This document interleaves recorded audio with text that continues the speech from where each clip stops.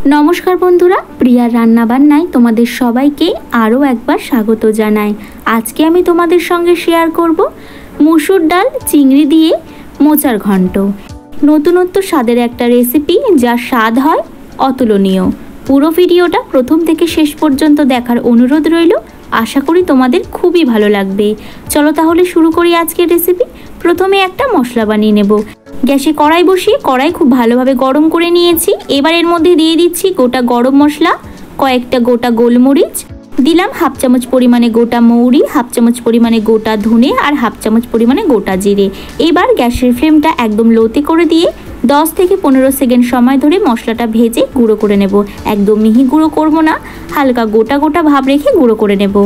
এখানে 100 গ্রাম পরিমাণে চিংড়ি মাছ কেটে পরিষ্কার করে ধুয়ে নিয়েছি।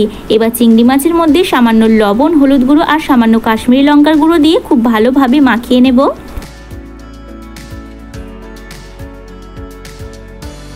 কড়াইতে দিয়ে দিচ্ছি বেশ কিছুটা পরিমাণে সরষের তেল। তোমরা সাদা তেলেও রান্নাটা করতে পারো, কিন্তু সরষের তেলে করলে রান্নার স্বাদ ভীষণই ভালো হয়। তেল খুব ভালোভাবে গরম করে নিয়ে চিংড়ি মাছগুলো দিয়ে ভেজে নেব। চিংড়ি মাছগুলো বেশি কড়া করে ভাজবো না, হালকা করে ভেজে নেব।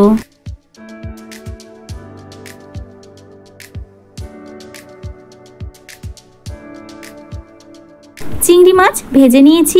এবার চিংড়ি মাছগুলো তেল ঝরিয়ে তুলে নেব।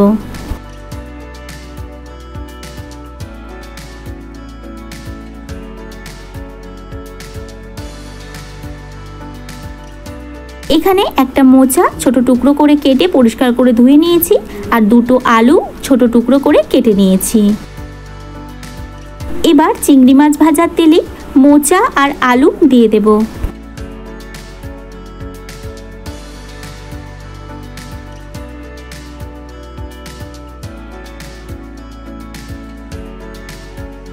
গ্যাসের ফ্লেমটা হাইতে রেখে মিনিট 2 সময় ধরে মোচা আর আলু কষিয়ে নেব।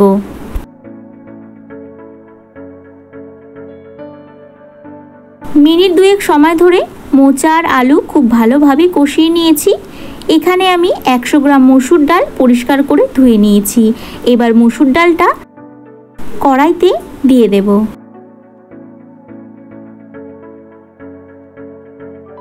আবারও মিনিট 3 সময় ধরে কষিয়ে নেব। এই সময় গ্যাসের ফ্লেমটা হাইতেই রাখতে হবে।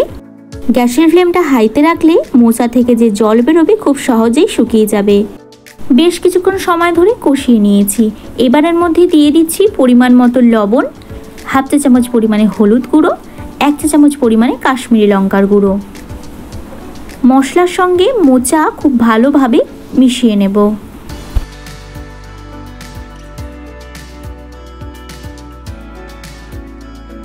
এখন এর মধ্যে ভেজে রাখা চিংড়ি মাছ দিয়ে দেব।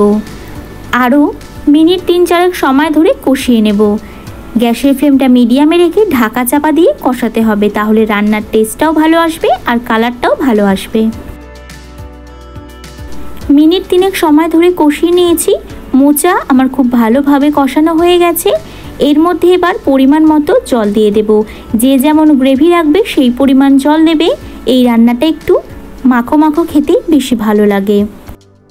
এবার খুব ভালোভাবে মিশিয়ে গ্যাসের ফ্লেমটা লো টু মিডিয়ামে রেখে মিনিট 3-4 সময় ধরে রান্না করে নেব। দিয়ে দিচ্ছি চেরা কাঁচা লঙ্কা।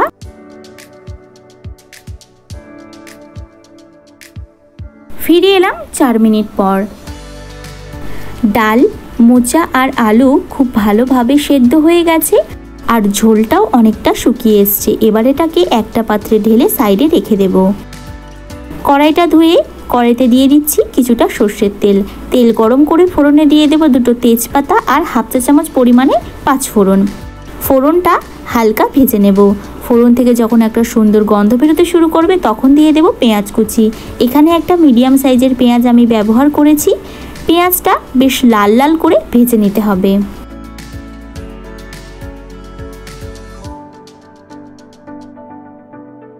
মিনিট 2 সময় ধরে পেঁয়াজ খুব ভালোভাবে ভেজে নিয়েছি।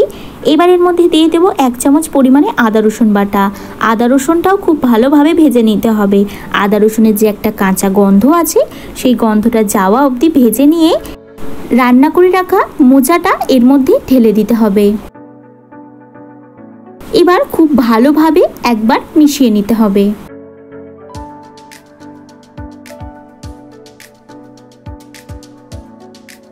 খুব ভালোভাবে মিশিয়ে নিয়েছি। এবার ঢাকা দিয়ে গ্যাসের ফ্লেমটা লো টু মিডিয়ামে রেখে মিনিট 5 সময় ধরে রান্না করে নেব। ফিরে এলাম 5 মিনিট পর। রান্নাটা আমার প্রায় হয়েই এসছে। যেহেতু আলু মোচা আগে থেকেই সেদ্ধ ছিল, সেই জন্য আর বেশিক্ষণ সময় লাগলো না। এবার নামানোর আগে এর মধ্যে দিয়ে দেব হাফ চামচ পরিমাণে চিনি।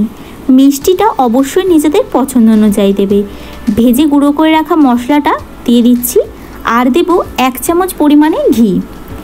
আবারও খুব ভালোভাবে মিশিয়ে গ্যাসের ফ্লেমটা বন্ধ করে দিয়ে ঢাকা দিয়ে 2 থেকে 3 মিনিট স্ট্যান্ডিং টাইমে রাখলেই তৈরি হয়ে যাবে আমাদের নতুনত্ব স্বাদের মোচার ঘন্ট। এর থেকে বেশি আর ঝোলটা শুকনো করব না, কারণ ঠান্ডা হওয়ার পর এমনিতেই একটু টেনে যাবে। আর কয়েকটা আলু আমি ভেঙে দেব, তাতে ঝোলটা অনেকটাই শুকিয়ে আসবে।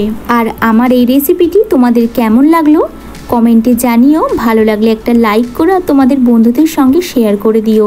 আর একবার তোমরা এই রেসিপিটি বাড়িতে ট্রাই করো, আশা করি তোমাদের খুবই ভালো লাগবে। এরকমই নিত্য নতুন রেসিপির আপডেট পেতে আমার চ্যানেলটা সাবস্ক্রাইব করার অনুরোধ রইল। সবার আগে আমার ভিডিও নোটিফিকেশন পেতে পাশে থাকা বেল আইকনটা অবশ্যই প্রেস করে দিও। সবাই ভালো থেকো, সুস্থ থেকো।